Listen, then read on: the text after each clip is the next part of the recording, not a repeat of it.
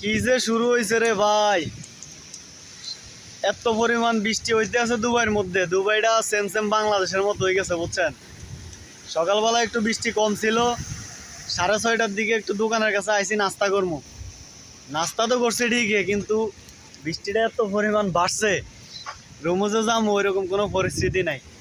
এত পরিমাণ বৃষ্টি বাড়ছে, মনে করেন এখন 9টা বাজে, এখনো পর্যন্ত দোকানের সামনে দাঁড়াই রয়েছি। এতক্ষণ দোকানের ভিতরে বসেছিলাম, এই যে রেস্টুরেন্টের ভিতরে কতক্ষণ বসে থাকবো, এই জন্য ভাবলাম আপনাদেরও একটু দেখাই। 2 ঘন্টা 2.5 ঘন্টা দোকানের মধ্যে বসে রয়েছি, এখনো পর্যন্ত রুমে যাইতে পারি নাই। এত পরিমাণ বৃষ্টি, রুমে যাইতে পারবো যদি ভিজি যাই তাহলে যাইতে পারবো, কিন্তু ভিজতেছি না, সমস্যা। বাইসের যদি জ্বর উঠি যায় তাহলে মনে করেন যে ডিউটি যাওয়া বন্ধ, সমস্যায় পড়ে যাবো। দেখেন এত পরিমাণ বৃষ্টি হইতে আছে, রাস্তাঘাটের কি অবস্থা, পুরা রাস্তাঘাট পানির নিচে। আর আপনার শারজা, আবুধাবি এদিকে কিছু কিছু রাস্তাঘাট গাড়ি চলাচল বন্ধ করে দিছে, কারণ ওইদিকে রাস্তার উপরে গাড়ি মনে করেন যে ভাসে পানির মধ্যে, এরকম পরিস্থিতি। এখানে আবহাওয়া অফিসে ঘোষণা দিছে মনে করেন আরও 2 দিন টানা এরকম বৃষ্টি হইব। তো দুবাইয়ের মধ্যে এরকম টানা বৃষ্টি হইতে আমি কখনো দেখি নাই, কারো কাছে শুনিও নাই, এই ফার্স্ট আমি দেখতেছি। সেম সেম এখানের কালচারটা সেম সেম বাংলাদেশের কালচারের মতো হয়ে গেছে কি, এখানের আবহাওয়া মানে সব কিছু একদম। আর সকালবেলা তো এত পরিমাণ বাতাস, তুফান আসছিল, এখন তো বৃষ্টি হইতেছে, তুফান কম, বাতাস কম।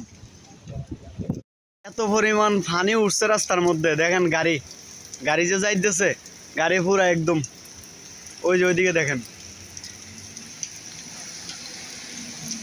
কি পরিমাণ পানি উঠতেছে, কি পরিমাণ বৃষ্টি হইতেছে। এখানে একটা জিনিস সমস্যা কি জানেন, আপনার এখানে রাস্তার আশেপাশে কোনো ড্রেন নাই, তো ওই জন্য এখানে পানিগুলা যাইতে পারে না। বৃষ্টি হইলে মনে করেন রাস্তাঘাট পানির নিচে পড়ে যায়।